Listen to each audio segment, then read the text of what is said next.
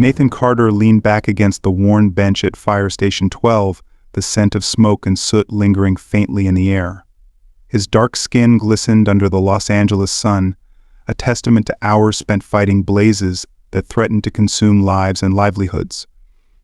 He was tired but not defeated. A quiet strength radiated from his steady gaze. Nathan was the kind of man who turned chaos into calm, who faced roaring flames with the same resolve he carried in every facet of his life. Inside the station, the camaraderie was palpable. Firefighters bustled about, preparing for the next call. Laughter erupted occasionally, a defense mechanism against the intensity of their work. Nathan had just wrapped up a grueling 48-hour shift that included back-to-back calls, a house fire in Pasadena, and a car accident on the 405 freeway. As he walked out of the station, a chorus of claps and cheers from his team followed him. "Take a break, Carter. You've earned it," one of the newer recruits called out, admiration evident in his voice. Nathan simply smiled, tipping his helmet in acknowledgement. "Stay sharp out there. Fires don't wait." Outside, the air was crisp, carrying a hint of salt from the Pacific Ocean not far away. Nathan spotted a familiar figure leaning against his pickup truck, a sleek, jet-black Ford F-150 that he had saved up for years to buy. It wasn't flashy, but it was reliable, just like him. Amara stood there, her caramel-toned face framed by loose curls cascading down her shoulders. She was dressed elegantly in a simple yet sophisticated maroon dress, her hands clasping a small bouquet of sunflowers, Nathan's favorite. The moment he saw her, a softness crept into his usually stoic demeanor. "You're late," she teased, raising an eyebrow but unable to suppress her smile. "Duty called," Nathan replied, his deep voice carrying both apology and affection. He leaned in to kiss her cheek, catching a whiff of her jasmine perfume. "I should have known," Amara said with mock exasperation. "I'm surprised you didn't walk out here still wearing your turnout gear."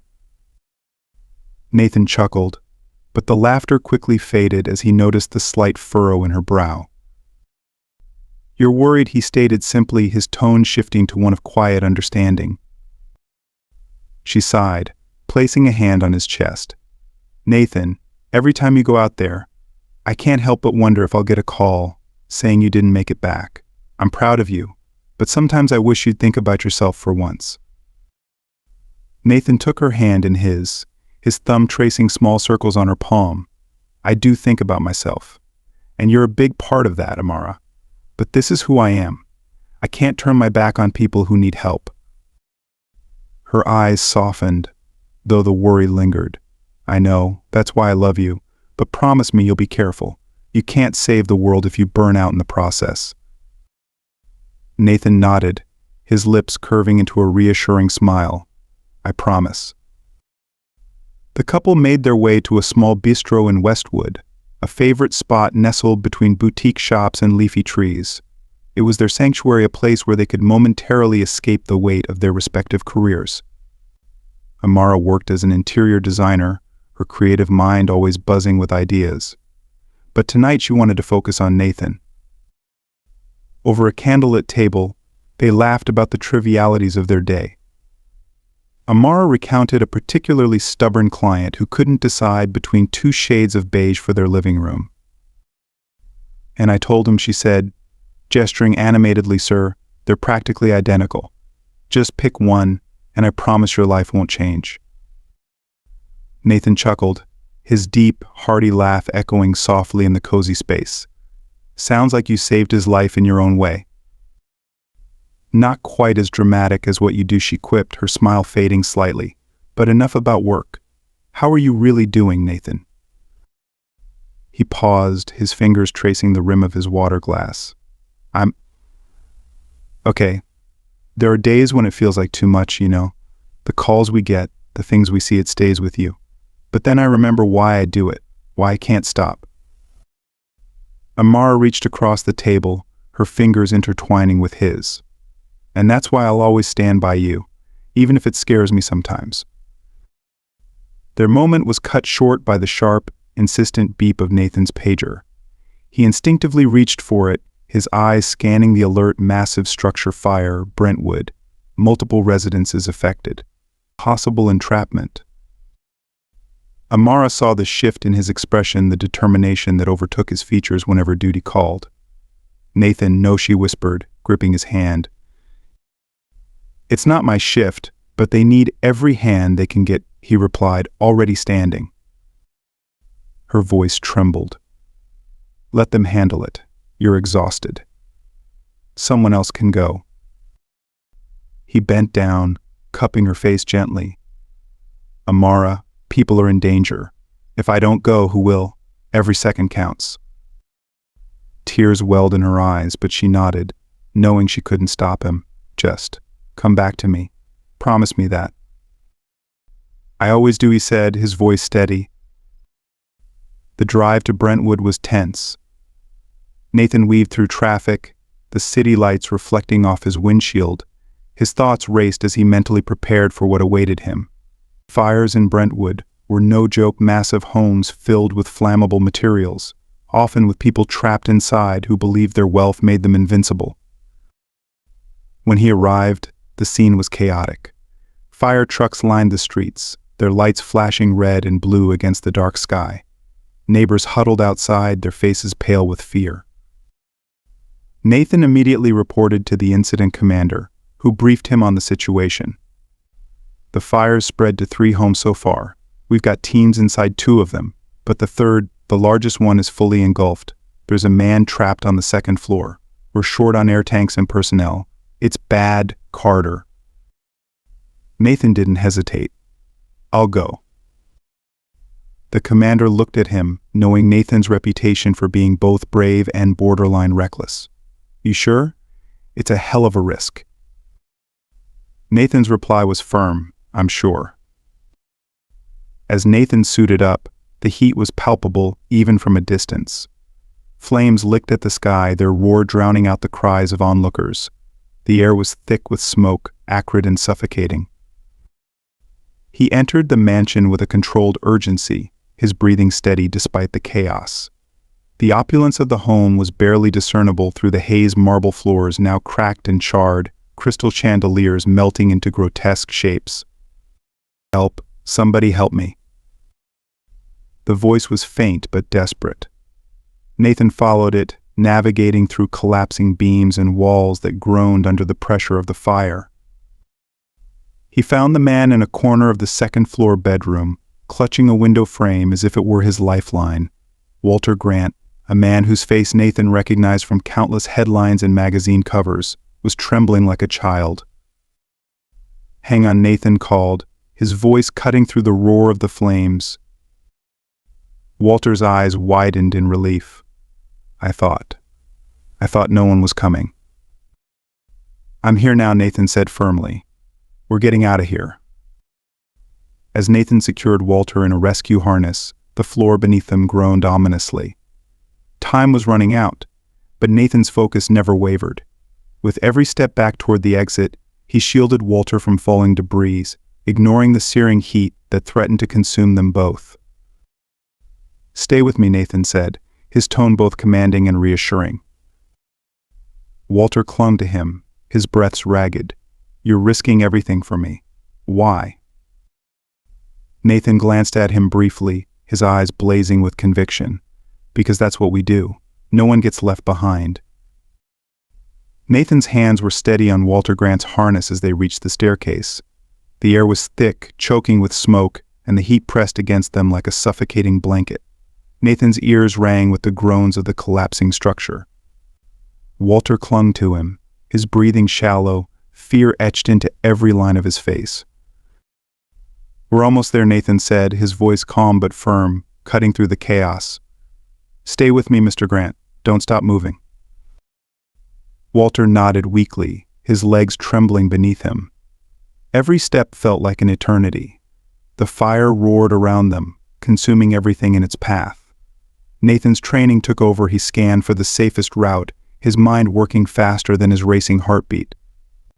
His own pain from the falling beam earlier flared with every movement, but he pushed it aside. Lives weren't saved by hesitation.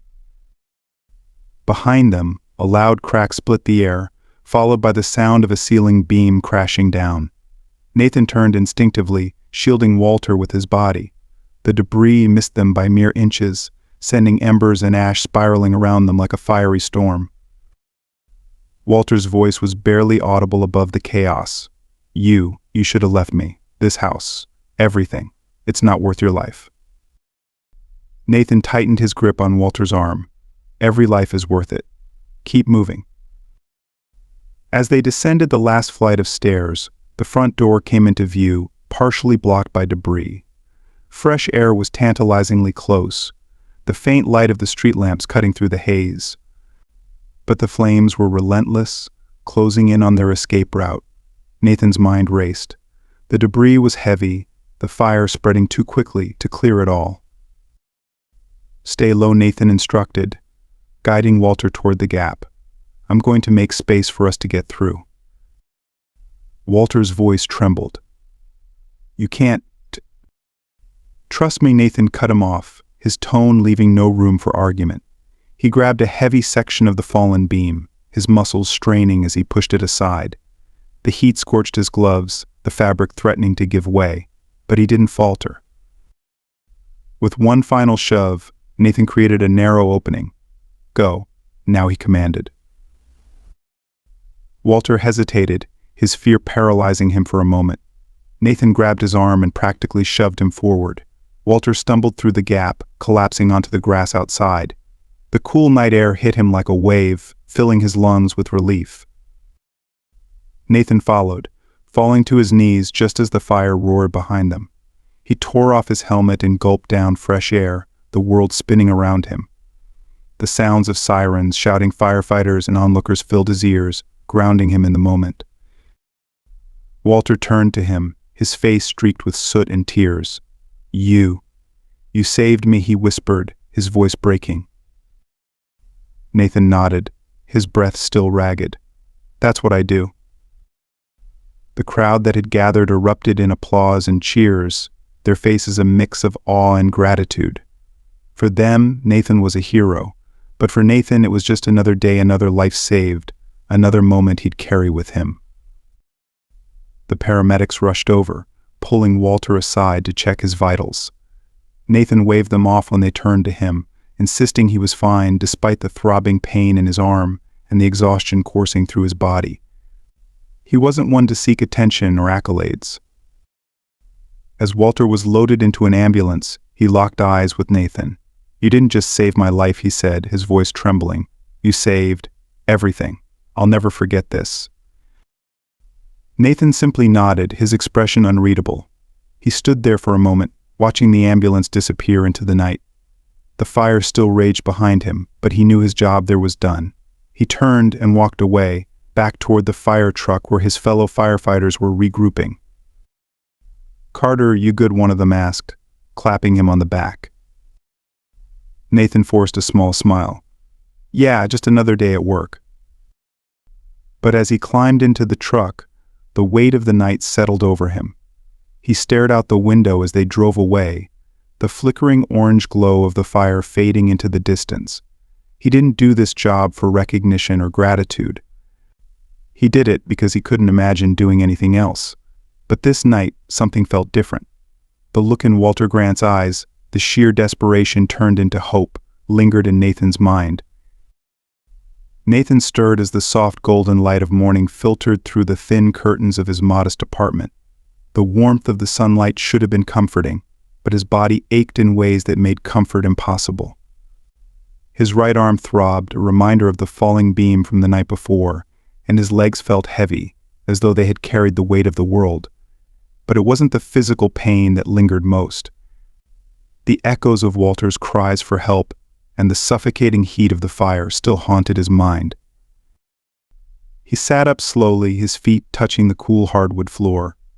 The faint smell of smoke still clung to his skin, despite the shower he had taken. Nathan glanced at the clock on the wall, its ticking a soft rhythm in the quiet of the morning.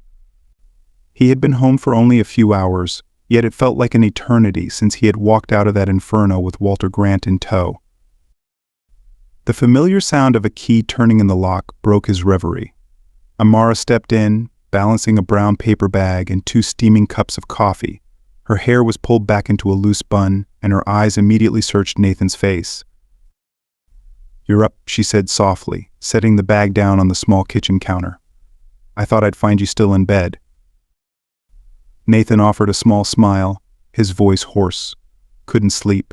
Too much running through my head." She walked over, her gaze scanning him for any signs of injury she hadn't noticed the night before. "And your arm?" "Let me see."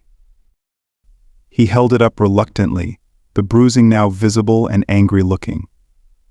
Amara winced but said nothing, instead placing her hand gently over the injury. "You need to take care of yourself, Nathan. You can't keep pushing like this." He shrugged, trying to downplay her concern. "It'll heal. There are people out there dealing with a lot worse." Amara frowned but didn't argue. Instead, she handed him one of the coffees and sat down on the couch next to him. She pulled out 2 croissants from the bag, placing one in front of him on the small coffee table. "Nathan," she began, her tone quiet but firm, "what you did last night, it was incredible, but it was also reckless." He took a sip of the coffee, savoring its warmth before replying. "It wasn't reckless, it was necessary. Walter needed someone to get him out, and I was there. I couldn't just stand by." Amara sighed, her eyes searching his for something she couldn't quite articulate. "I know that's who you are. I know you can't look away when someone's in danger. But Nathan, I worry about what it's costing you. Every time you run into a fire, I wonder if it'll be the last time I see you." He reached for her hand, his thumb brushing against her knuckles. "I can't promise you I'll stop, Amara. This is what I'm meant to do. But I can promise you that I'll always do everything I can to come back." Her lips pressed into a thin line, but she nodded, her fingers tightening around his. "Just don't forget that you're not alone in this. You don't always have to be the one to save everyone." Nathan leaned back, letting her words settle over him. He knew she was right in many ways, but the weight of his responsibility was something he carried deeply. He couldn't turn away, not when he knew he had the ability to make a difference. Their quiet moment was interrupted by the buzz of Nathan's phone on the coffee table. He glanced at the screen and saw a number he didn't recognize. With a hesitant sigh, he answered. "Carter speaking," he said, his tone professional but tired. The voice on the other end was firm yet familiar. "Nathan, this is Captain Morris. I'm calling to let you know that your actions last night haven't gone unnoticed. Walter Grant has been very vocal about his gratitude. It's all over the news." Nathan frowned, running a hand over his face. "I didn't do it for recognition, Captain. I just did what needed to be done." "I know that," Carter Morris replied, a hint of pride in his voice. "But it's not every day that a firefighter pulls a billionaire out of a burning mansion. The department's already received dozens of calls, people wanting to thank you, to hear your story." Nathan shifted uncomfortably. "I don't need the attention, sir. I just want to focus on the work." "Well," Morris said, "that's up to you.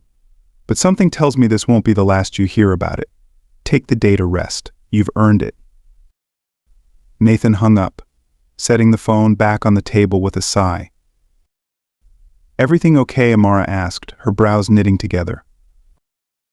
He nodded slowly. "Just the captain letting me know that Walter's been singing my praises to the media. Apparently it's a big deal." Amara smirked, leaning back against the couch. "You mean saving a billionaire from a raging fire isn't just another Tuesday?" Nathan chuckled softly, though his expression remained serious. "I didn't do it for headlines. I just did what anyone else in my position would have done." Amara tilted her head, her voice softening. "Not everyone would have had the courage, Nathan. What you did, putting yourself in that kind of danger, it's extraordinary. Even if you don't want the spotlight, people are going to see you as a hero." He shook his head, his gaze distant. "I'm just a guy doing his job.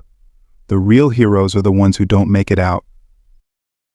Amara reached for his hand again, her grip grounding him. "You're allowed to take pride in what you do, Nathan. It doesn't make you arrogant, it makes you human. Before he could respond, another knock sounded at the door. Nathan stood, his muscles protesting as he moved. When he opened the door, he froze. There, standing on his small front porch, was Walter Grant. The billionaire looked far different than he had the night before. His tailored suit was pristine, his shoes polished to a mirror shine. But his eyes, those same eyes Nathan had seen filled with terror, now held a quiet gratitude. "Nathan Carter," Walter said, his voice steady but tinged with emotion. "I hope I'm not intruding." Nathan stepped aside, motioning for Walter to enter. "Not at all, Mr. Grant, please come in." Amara rose from the couch, her surprise evident. "Mr. Grant," she said, offering a polite smile. Walter nodded in acknowledgement. "MS." "Amara," she supplied. Walter turned his attention back to Nathan, his expression softening. "I don't think words can ever fully capture what you did for me last night, but I wanted to try. Thank you doesn't feel like enough." Nathan shifted awkwardly, his hands resting on his hips. "You don't owe me anything, Mr. Grant. I was just doing my job." Walter reached into the leather briefcase he carried and pulled out a sleek black envelope. "I know you didn't do it for a reward, but this is something I want you to have. It's a token of my gratitude, and I hope you'll accept it." Nathan hesitated, his eyes flicking between Walter and the envelope. "I appreciate the gesture, but I can't." "Please," Walter interrupted, his voice firm but kind. "It's not just for you, it's for what you represent, the courage, the selflessness, the humanity we all should aspire to. You didn't just save my life last night, you reminded me of what really matters." Amara watched the exchange silently, her hand resting lightly over her heart.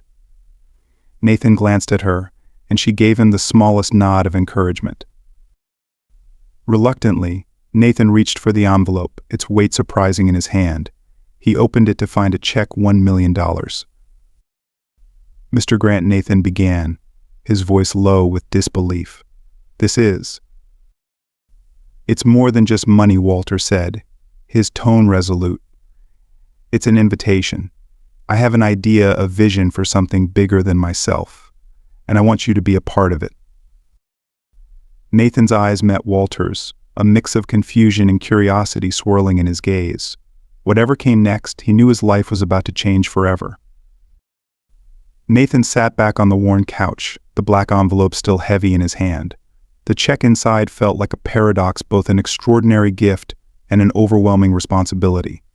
Across the room, Walter Grant stood tall, his hands resting casually in his pockets.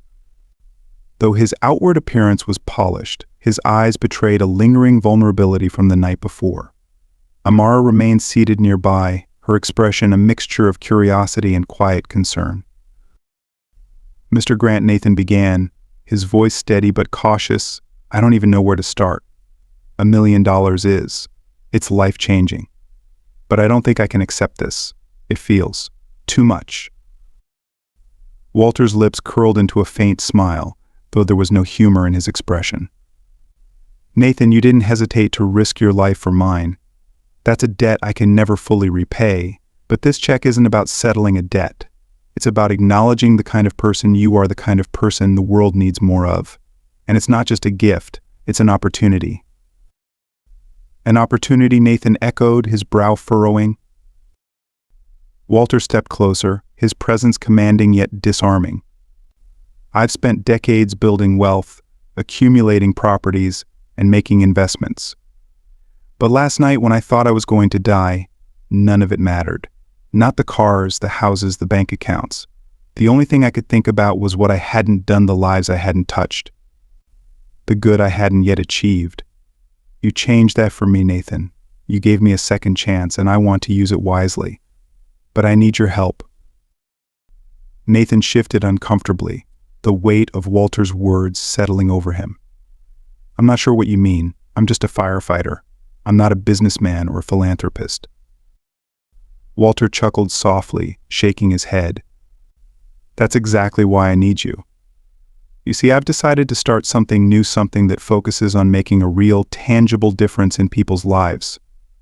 A foundation dedicated to humanity, kindness, and community. I'm calling it the Humanity Spark Foundation. And I want you to be a founding partner. The room fell silent. Amara's eyes widened slightly, her gaze flicking between the two men. Nathan leaned forward, his elbows resting on his knees as he processed the words. Mr. Grant, he began carefully, I'm honored, truly, but I don't know anything about running a foundation. My expertise is in fighting fires, not this. Walter nodded, his expression thoughtful. That's the thing, Nathan. This isn't about running spreadsheets or managing budgets. I've got people for that. What I need is heart, vision, someone who knows what it means to put others first, to take risks for the greater good. You embody that. You inspire it.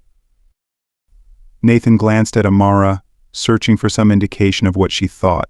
She met his eyes, her expression softening. This sounds big, Nathan. But it also sounds like something you might be able to do in a way no one else could. Walter took a step closer, his tone earnest.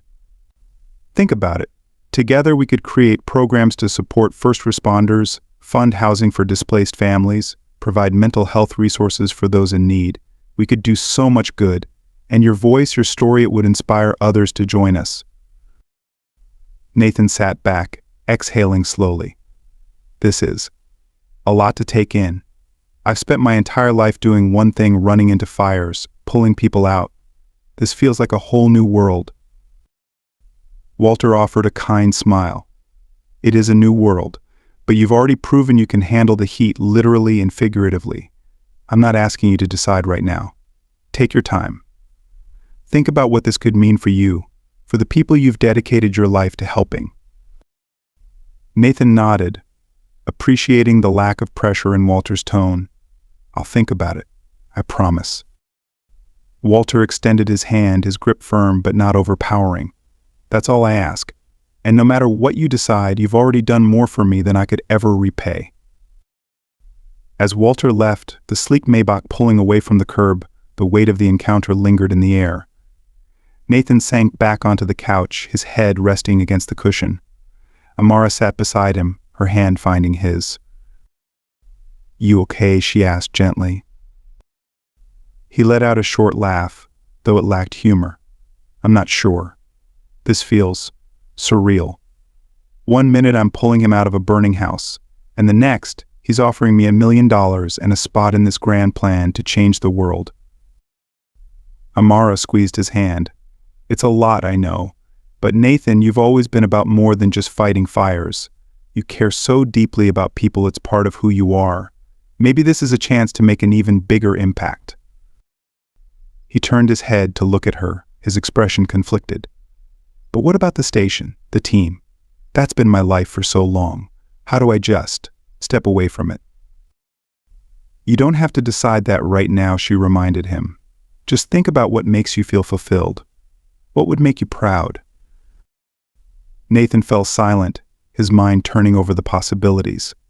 The idea of leaving behind the work he'd dedicated his life to felt impossible, yet the chance to reach more people, to create something lasting, was undeniably tempting. The rest of the day passed in a haze of contemplation. Nathan found himself replaying Walter's words, imagining what the Humanity Spark Foundation might look like. He thought of the families who could benefit, the lives that could be changed. But he also thought of the firehouse, the camaraderie of his team, the thrill of the job that had become second nature to him. That evening, as the city lights twinkled outside the apartment windows, Nathan sat alone in the quiet living room.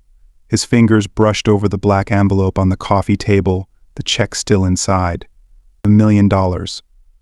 It was a number that felt almost mythical, a sum that could change his life and the lives of so many others. But the money wasn't what truly held his attention, it was the opportunity. The chance to take everything he'd learned, everything he believed in, and use it to create something that might outlast him. Amara joined him, handing him a mug of tea. Still thinking about it. He nodded, taking a sip. Yeah, I can't help but wonder if this is the right thing to do. She sat beside him, her voice soft but steady. "There's no right or wrong answer, Nathan. Whatever you decide, it'll be the right choice because it's yours. Just don't let fear hold you back." Her words struck a chord, and for the first time that day, a small spark of clarity began to form in Nathan's mind. He didn't have all the answers, but he knew one thing for certain: whatever path he chose, it had to come from the same place that had guided him his entire life, a place of courage, compassion, and unwavering commitment to helping others.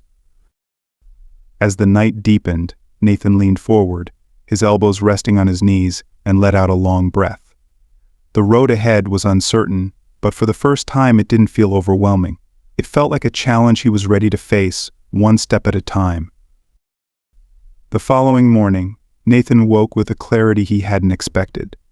The black envelope still sat on the coffee table, its presence a quiet reminder of the choice he had to make. He'd spent the night turning the decision over in his mind, replaying Walter Grant's words, Amara's encouragement, and his own sense of purpose. But as the first light of dawn broke through the windows, Nathan felt a strange sense of peace settle over him. He rose, his movements deliberate and purposeful. The ache in his arm from the previous night's ordeal had dulled, but the deeper ache, the one tied to his identity and calling, was still there. He dressed in his usual jeans and a well-worn button-up, the kind of clothes that felt as much a part of him as his firehouse gear. As he stood in front of the mirror, he studied his reflection. His face bore the marks of sleepless nights and battles fought, but his eyes still carried the quiet strength that had always defined him. In the kitchen, Amara was already awake, a mug of coffee in hand as she leaned against the counter. She looked up as Nathan entered, her gaze searching his face. "You've made a decision," she said softly. It wasn't a question. Nathan nodded, pulling out a chair and sitting across from her. "I have, and I need your support on this, Amara." She set the mug down, giving him her full attention. "You know I'm with you, no matter what. What are you thinking?"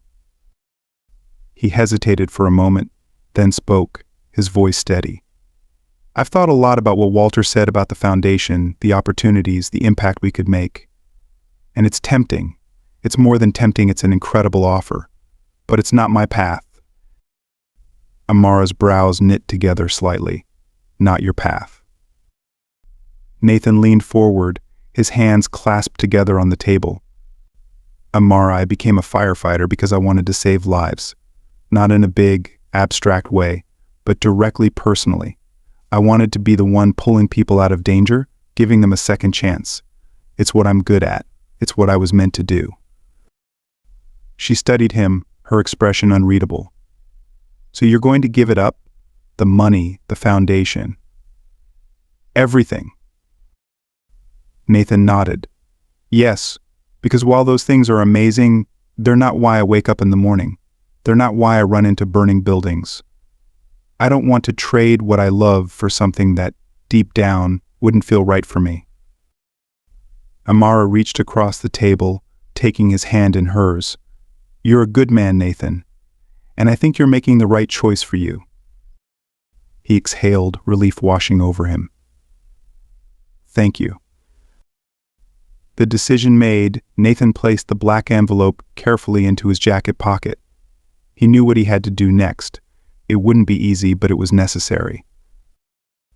Later that afternoon, Nathan drove to Walter Grant's sprawling estate. The gates opened as he approached, the security guards recognizing him immediately. The driveway was lined with manicured hedges and perfectly trimmed lawns, the kind of luxury Nathan had never thought much about. As he stepped out of his truck, the imposing facade of the mansion loomed before him, but Nathan felt no intimidation. He had come here with a purpose.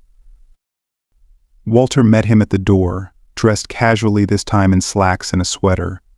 His face lit up when he saw Nathan, but his expression quickly shifted to curiosity as he noticed the envelope in Nathan's hand. "Nathan," Walter greeted, extending a hand. "I wasn't expecting to see you so soon." Nathan shook his hand firmly, his gaze steady. "Mr. Grant, I wanted to come in person. I've thought a lot about what you said about the foundation, the opportunity, and everything it could mean. and I want you to know how much I appreciate it." Walter's brow furrowed slightly, but Nathan held out the envelope. "I can't accept this." Walter stared at him, a flicker of surprise crossing his features. "Nathan, you don't have to decide right away. I meant it when I said you could take your time." "It's not about time," Nathan said gently. "It's about knowing who I am and what I'm meant to do. You said it yourself last night, people like me are rare. And I think that's true, not because of what I did, but because of what I've chosen to dedicate my life to. Being a firefighter is my calling. It's where I make the most difference. Not just for individuals, but for the community as a whole." Walter's expression softened, though the disappointment was clear in his eyes. "You're sure about this?" Nathan nodded.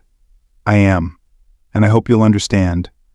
This foundation, it's an amazing idea, and I know it's going to do incredible things, but it needs someone who can give it their whole heart. And my heart is out there, in the firehouse, in the streets, with the people who need me the most." Walter was silent for a moment, his gaze fixed on Nathan. Finally he smiled, a mix of admiration and understanding. "You're a remarkable man, Nathan Carter. And while I'm disappointed, I can't argue with your reasoning.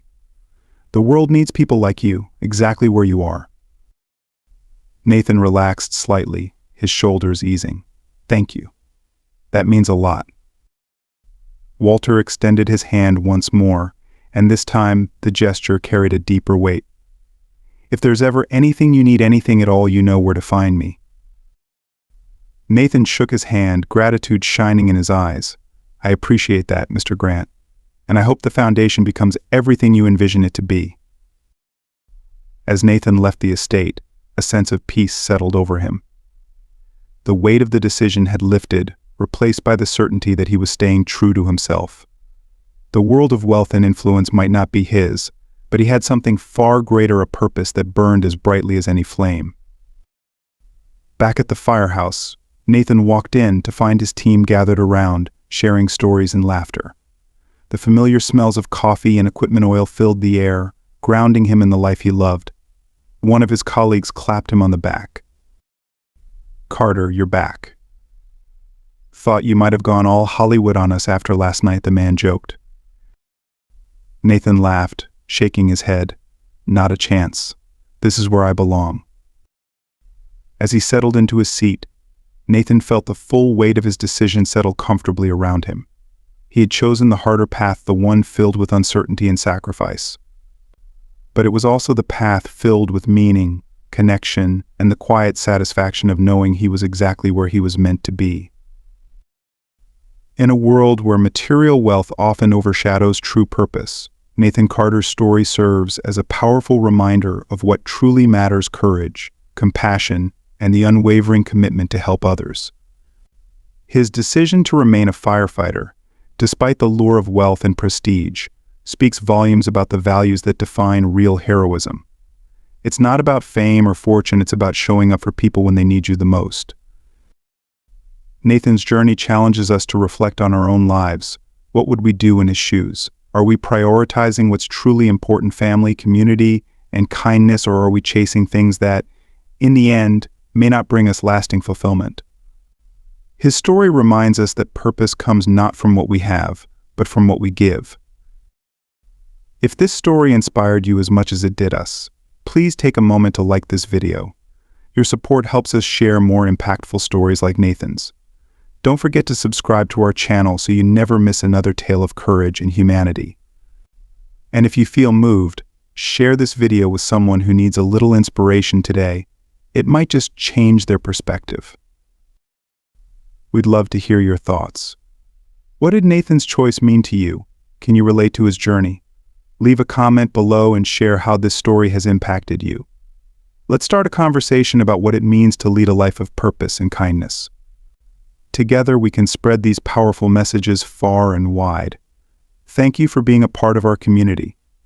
Let's continue to make the world a brighter place, one story at a time.